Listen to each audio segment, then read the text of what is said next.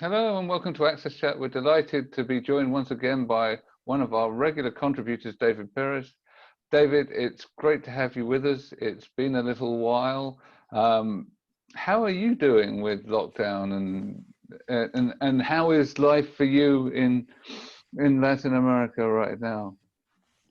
Well, thank you. Thank you. It's a pleasure to be here. And well, in general, I've been trying to stay sane. I think like everyone else, trying to stay home as much as possible. But it's not easy for me actually, because I'm very used to seeing a lot of people getting together with my family and that sort of thing. Well, you can do for a while, but you sort of need to see people, to get together. In video is just not enough. So well, I'm not going to say that I'm bad, because I know that I'm very, very good in the position that I'm in compared to a lot of other people, but I'm struggling, and I think like everyone else around the world. Yeah. So, I mean, there's a few of us have tipped over the edge already, I think, with the need to see people. It's one thing to be comfortable, but that human contact is something that we all really need and are missing right now. And I know we were talking off air about the indefinite time and actually, yeah, if you have a finite amount of time, you can probably cope, but it's that lack of certainty about when things are going to change and how they're going to change that I think is unsettling for everyone right now. But aside from sort of personal circumstances, what are the things you're seeing in the communities when you are allowed out of doors? Well, How are things? things are very different depending on each country. Well, as you guys know, Latin America is composed by 20 countries, and each one has a different government, and each government has had different reactions to what COVID is and what to do with COVID. So, for example, here in Costa Rica, we were able to actually get it very controlled until about 2 weeks ago, when people from Nicaragua who didn't take any action started coming into Costa Rica because they wanted to be treated, to have healthcare. So our northern frontier or border right now is actually crowded with COVID cases. It's happening in Costa Rica. I know it's happening across Latin America, because I think it was 2 days ago, I saw an article from the Scientific American stating that we are the new epicenter of the pandemic in Latin America, with 1.5 million cases confirmed and 70,000 deaths. 70,000. Is that in Costa Rica or is that in Latin America? America as a whole. Okay, cool. Thank you. I was going to say we've had something like 41,000 deaths in the UK, which is, a position of leadership that I wish we weren't in. It's not the things. Yeah. Yeah, we're number one. Oh, that's bad. Yeah, it's bad though. Yeah. So, but in all seriousness, it's significant numbers, and we wonder how much has been underreported as well, because we were talking off air about what's going on in Brazil and what's happening with the indigenous populations in Amazonia that are significantly imperiled by what's going on right now. And there's an awful lot that's going on that is being used politically as well. So there are sort of underrepresented and underprotected groups that are being used as pawns in the middle of some of this right now. It's a pretty sad thing to see. Debra, I know you've got a question. Well, I'm curious to get an update, certainly from Antonio, on how Portugal's going, and also hear from you about how it's going in the UK. But I also am curious, after we do that, I'm curious how things really have gone for everybody, but certainly from the Latin America lens. One thing that we saw when everybody started sheltering at home in the United States is the lack of access and how much it hurt, you know, us trying to train our children, educate our children, do our works. You know, we certainly have been nagging and suing and trying to get everybody to be accessible for many years.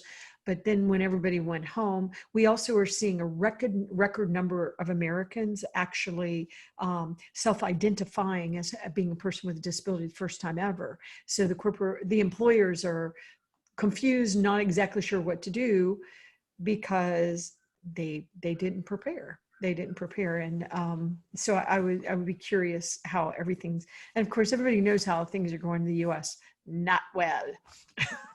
And the misinformation, we're, you know, even though we're starting to slowly open back up, we feel, and I'm not alone, many Americans feel like we've been lied to so much by the government and the fake news, and we don't even know where the misinformation is coming from, that people are afraid to start going out. So we're at what we're considering level 2, and little openings and stuff going on, but most people are just staying put. And actually, I know friends that are resigning from jobs that are telling them they have to come back.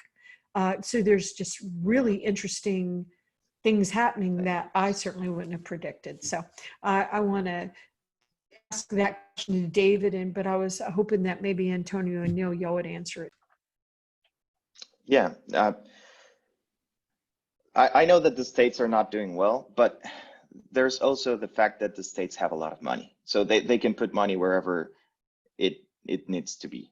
In Latin America, we have impoverished governments. It's a fact. We don't have enough money to do just a subsidy, but even when it's tried, it's not able to get to the people that actually need it because there's no numbers. Like El Salvador tried to subsidize people staying at home, but they were not able to get them the money because they didn't have a census. So they didn't know who was where or how to get them the money without making people go to one single place all at the same time and getting them all spreading the COVID. So the problem of COVID in Latin America is exacerbated by poverty. And there's 30% of our population in Latin America is living in poverty. And how are you going to ask people that need to go out to get food to stay home for extended periods of time? It's absolutely impossible. And add to that they don't have access to the internet. They, in some places, don't have access to water. How are they gonna do hand sanitizing, social distancing, and all of those things that are taken for granted in many places?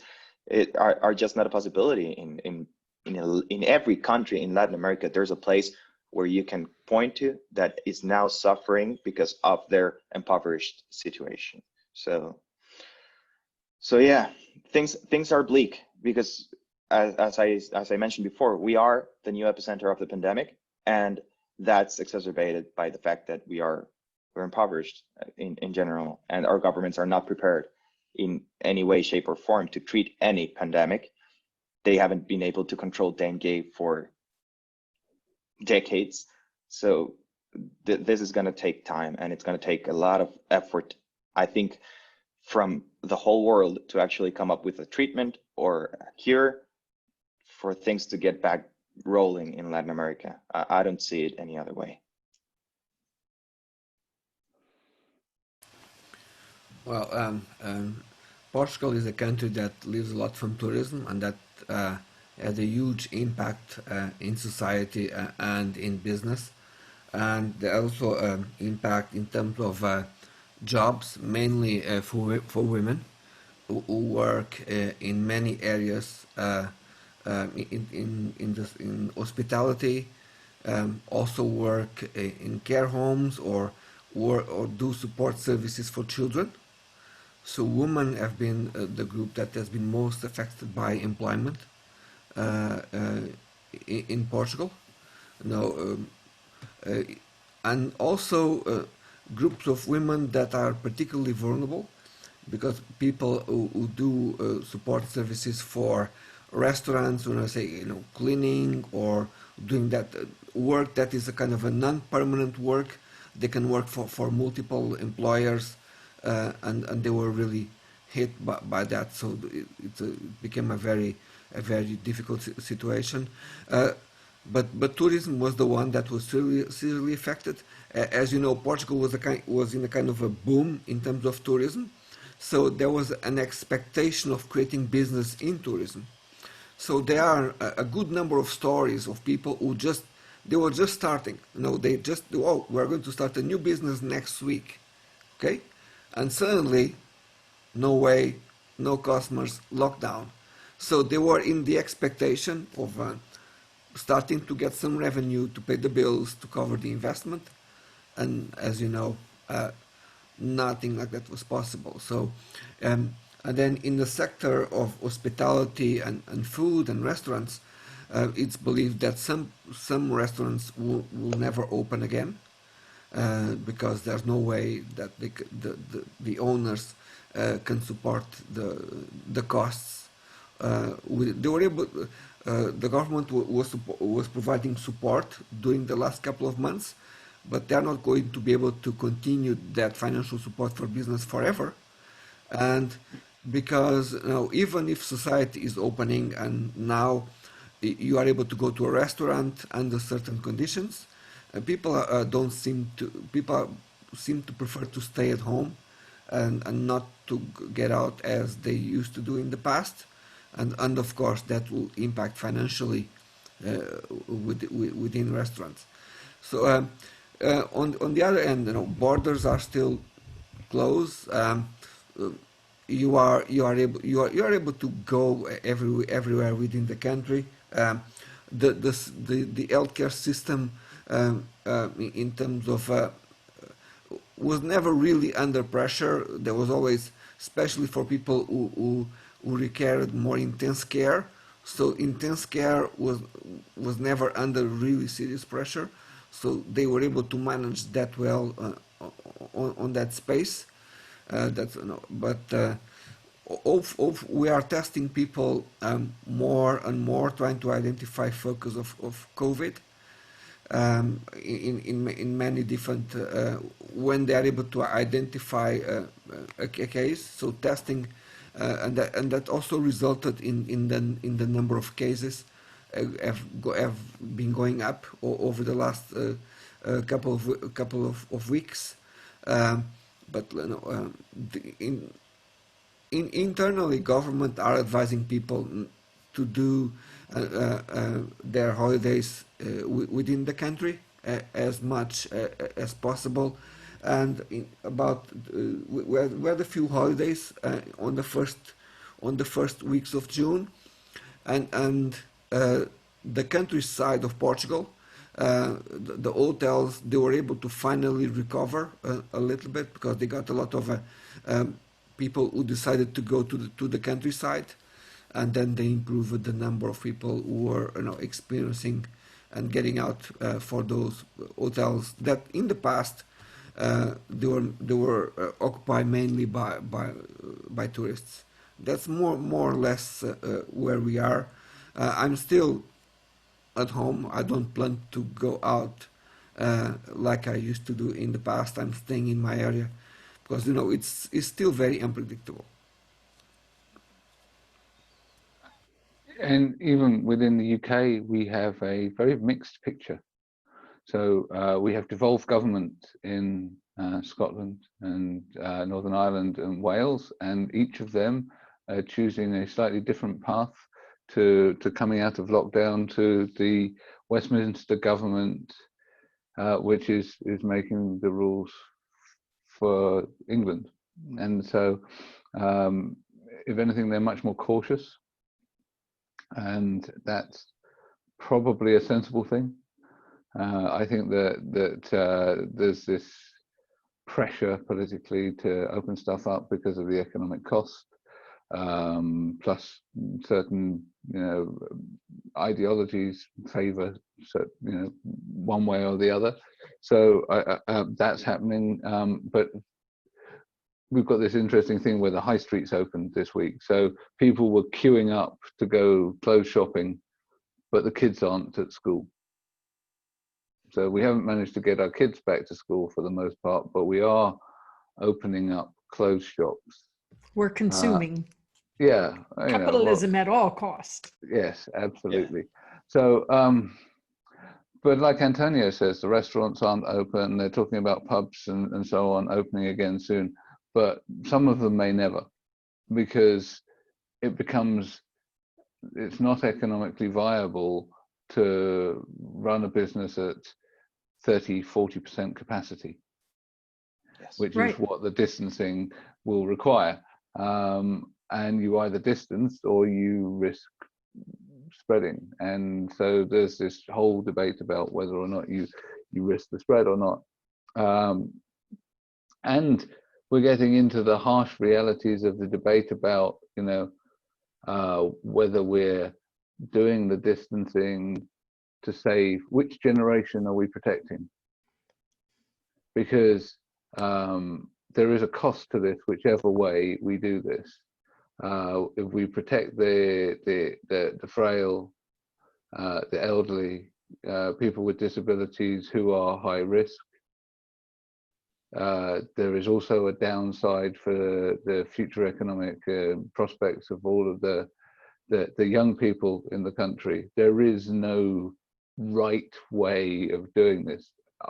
Obviously, the stuff that's gone on with care homes and the way that we've talked about people with disabilities and framed them as expendable is just not right. But there's still all of this potential future damage to come. So I think there's a huge amount of chaos yet to sort of unravel in our economy. So I can't say I'm looking forward to that. I do hope that, because everyone knows that we're going to have to do stuff differently, that it means that our business leaders need to be brave, because I think we can't necessarily rely on our political leaders to do the right thing. So maybe we need our business leaders to be brave and start taking decisions about how they're going to help build back in a better, more inclusive way. And we've seen some of that. We've seen some of that, and particularly, in the reactions to the other stuff that's happened around Black Lives Matter. Companies are taking action. Mm-hmm. You know what? I heard something that actually chilled me, and I wanted to stop listening to this. I'm a big fan of YouTube videos, and I heard that it was a sort of a conspiracy theory of a well-known leader, but he said that one thing that he sees happening is that because of these lockdowns, the mom and pop restaurants, the family restaurants that a lot of us really try to go to. I don't want to go to a chain. Sorry, I don't want to go to a chain. The food always tastes the same. A lot of times it's cold, it's more expensive. I don't want to, and I'm a fan of corporations, or I'm becoming less of a fan these days, but what's going to happen, all of the mom and pop restaurants, they're just going to get wiped out. We're expecting 50% of our small businesses are going to fail in the United States in the next 6 months. And they predict that what's going to happen, they're not going to be any of these family restaurants, little mom and pop restaurants, which we love. Instead, it's going to be all corporate chains that survive. And that, when I heard it, it made me so sad. I also saw a statistic that I was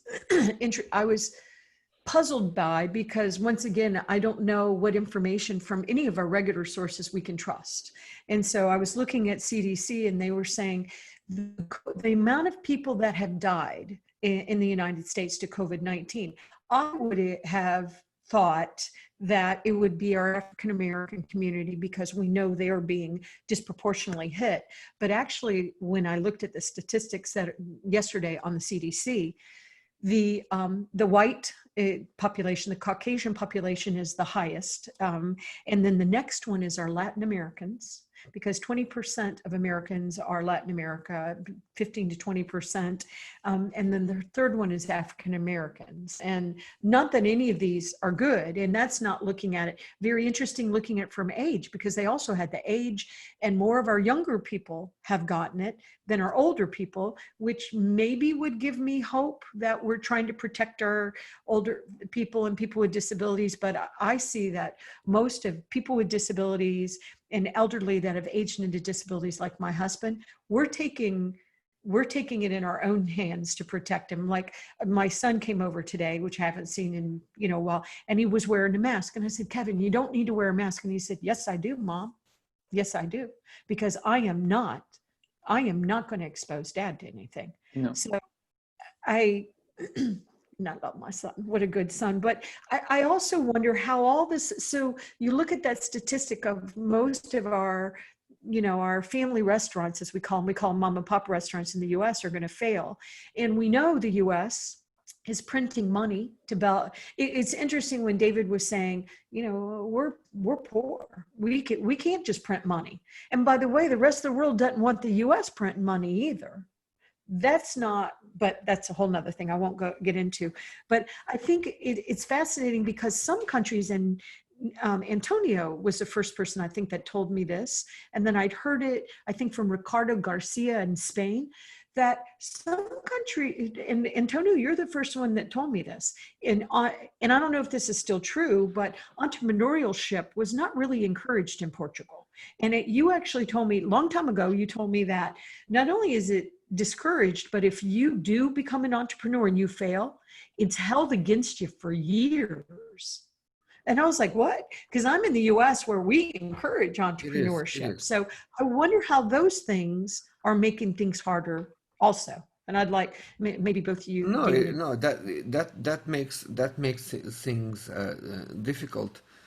And this might not sound related, but I was reflecting on banking and all that, because some of the business, they were not getting enough support from banks during this period, so the government had to force and to put some measures in place to make sure that business were able to get some credit, able to get some loans in order to continue to pay some debts that they had, and sometimes to employees, but for rents. And I started to realize that digital has transformed banking a lot in the last couple of years. But those who are in banking today, digital is something completely new for them. This new reality of digital transactions. If you were in university, in the 90s, this model, it was not something that you have to deal with. And then I went to look at some of the curriculums of universities who are pretty much focused on finance and banking. And this new dynamics of digital and international transactions and using apps is not really something that is practiced and part of the programs. So I think we face a challenge that people who are in banking, they don't have the information, the skills, and the talent to deal with the complexities of finance, of the digital economy. And I see this as a big problem that affects everyone, but affects mostly small business, who often are not very well understood by banks who prefer to big investments. And I think this have a huge impact on the economy, because the small business are the ones who make the economy of a country alive in a small town somewhere in the countryside of the United States, Costa Rica, UK, or Portugal. Well, I mean, we talk about all of the big corporations, but the biggest contribution to our economy is small business, and it's these mom and pop businesses that are the lifeblood of all of our economies, because they're generating maybe 1 or 2 jobs. They're paying for themselves. They're paying for their pensions and everything else. So yes, we have these large organizations, but they're not actually what drives the bulk of our economy. It's these small businesses. I take your point about the pedagogy being well behind the reality of how we're living our lives and doing business right now. But also, when we think about small businesses, most people who have a disability who are employed either as owners of small businesses or by small businesses. So if it's the small businesses that are being affected disproportionately by the economic effects of COVID, then that effect is magnified on the population of persons with disabilities. So we have to also think about that as an effect of COVID, which is, again, really unfortunate. And we have to think about how we can support those businesses. There's been the lifeblood. Yeah, absolutely. But not just that. There's been a call out to support Black and minority ethnic owned businesses. Again, we need to be supporting our community's businesses too, and the intersectional Black disabled businesses that again we are an intersectional community, and but we need to support that. And I think that we need to highlight the great things that they do, the contribution to society, and figure out ways of helping them get past this tricky time. I mean, what's the case like in Costa Rica right now for small businesses? How are they surviving? Well, I don't think they're doing very well. The government did take action with banks as they did in Portugal to try to get banks to not request payment for at least 3 months for some of the loans that they had. But Costa Rica has been modeled economically very much like the United States. And that's a bad idea, of course, because we don't have the size or the power of the United States. But in general, what that means for small businesses is that they are highly leveraged. All of the things that they have come from loans. And that means that they are owned by banks, basically. Everything that they do basically goes out to banks to pay for the loans that they got to actually start the business. So starting a business in Costa Rica is hard. As you might know, it's papers upon papers upon papers that you have to deliver to the government to have permission to operate on any sort of business that you want to create. That takes time, that takes money. But also starting the business is not something that many people are willing to do because it is simply too hard to cover the social costs of actually owning a business, because we have a very robust healthcare system, right? It exists and it's very good for what we're living right now. But that of course costs a lot for business owners. They have to pay, I think it's 70% on top of what they pay people to the government to support that healthcare system. It's our social security system. It's not bad, but it's incredibly difficult for small businesses to grow or to actually just stay alive in the context of COVID.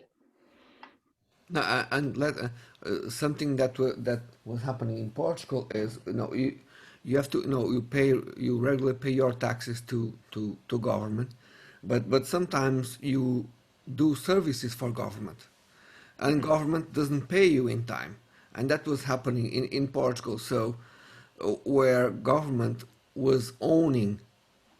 Was not paying to some of the companies that was providing service to them, but they were demanding this business to pay them taxes. So some groups of associations who deal with small business, they were asking government, just give me a credit in relation to what you own me, and that I'll have that as a credit for not to pay that as taxes. So they were trying that, but the government, this is something that they tried in the past, but government didn't buy the idea. They were not able to get that to pass. It's true that government tried to find ways to be more agile in terms of payments, but there were always a kind of a delay in terms of those payments. Yeah. And David, did you find that, like in other countries, that people, I mean, I think it's a really good point that Neil brought up, because the reality is often people with disabilities are entrepreneurs because they haven't been very welcomed in the workforce. And even though we have made some strides, I still see gigantic brands bragging about, oh, we're inclusive, and you know, they've hired 5 people. So and once again, I'm not saying corporations are the problem. They're not, but it's interesting to see who's really committed to inclusion. I mean, I see all these amazing companies putting out all this stuff about Black Lives Matter, and here's authors, here's small businesses, the Black African American owners. I think that's all great, but it's a little, excuse me, I'm sorry that it took this for them to be paying attention to that, but I think it's a good point that Neil brought up, that we need to be really celebrating our business owners with disabilities and all the intersectionality too. But is that something that you've also seen in Latin America, and that the people with disabilities that wanted to work, they felt they were on their own, and the family started their own business? And I was just wondering if that's also something you saw in Latin Yeah. America. Yeah. So that I means think they're, that's the case here in Latin America as well. But it's the businesses that are owned by people with disabilities are because that person with a disability was part of a family that had the economic advantage in life. Because all right. there's a very strong link in Latin America between disability and poverty. Like, a lot of people who have disabilities in Latin America are also poor. So they don't have access to education, and that lack of access to education means lack of access to opportunities in general. So there's like that double exclusion going on. Yeah, and I think one of the things that we quite often forget, even in our own countries, is that a lot of the entrepreneurs are also coming from the sort of affluent classes. So they are starting from a position where they've had privilege, they've had education, they've had, you know, financial support.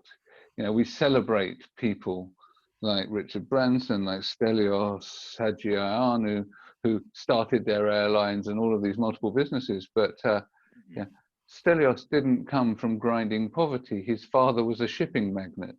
Richard Branson's father was a judge. This is not people that have, you know, had to struggle and suffer terribly before you know, starting their business. So, you know, it's no disrespect to them. They've done an amazing job with their businesses, but there are these various different starting points. They haven't started from zero, you know, and you know, as David's just pointing out, actually many of the people with disabilities are starting from zero, because disability often is equated with, you know, poor economic circumstances, and it's almost like a symbiotic thing where you've got you know, disability is more likely to happen if you're poor, and you're more likely to be poor if you're disabled. So you've got that double hit. Yeah. Yeah, and that happens for multiple reasons, right? There's the social exclusion of people with disabilities in general, but there's also the fact that usually to take care of people with disabilities, one family member has to not work. So that affects also the economic capabilities of that family. So yeah, governments need to take action to actually support people with disabilities in many different ways to give them the same sort of starting point. Yeah. As everyone else. And this in these current times, many parents with kids with disabilities, they had to stay at home with them because they need to take care of them, because the places where they could stay, they could have stay for the day while they were at work are closed down.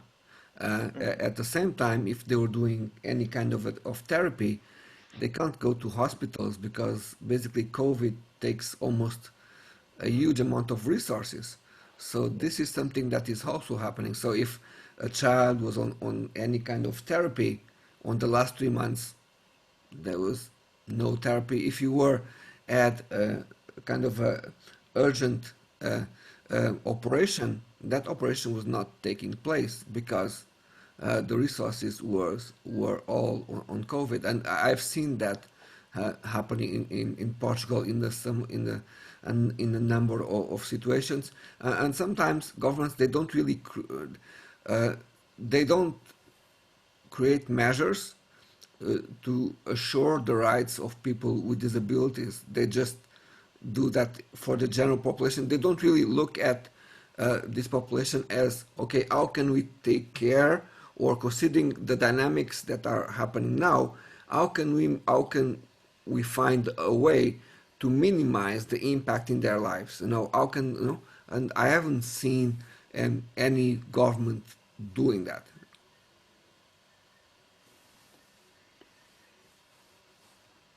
Yes. David, I know we're almost out of time, so let's let you have the final words and then turn it over to Neil so he can thank our supporters. But it's a great conversation.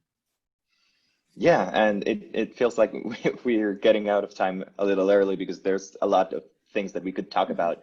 But I think we've been going through the reality, and the reality right now is very worrying, and we are all very scared. And of course, it gets us down.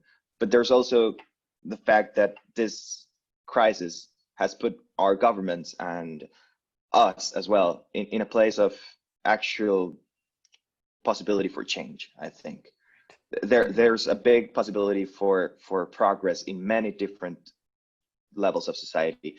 I've seen in Costa Rica, just as an example, laws pass in a week. That never happened in our parliament. And that just means that there's that possibility to create things that actually help people. Yeah. There just needs to be that will around what we're doing. Yeah, I sincerely hope that the work that we do enables us to create that better society. So as Debra says, I need to thank the people that kindly support us every week to stay on air, to stay captioned. So thank you to Barclays Access, Microlink, and to MyClearText. You guys all rock. And I hope that everyone will join us on Tuesday for a lively Twitter chat. Thank you. Thank you, David. Thank you, guys.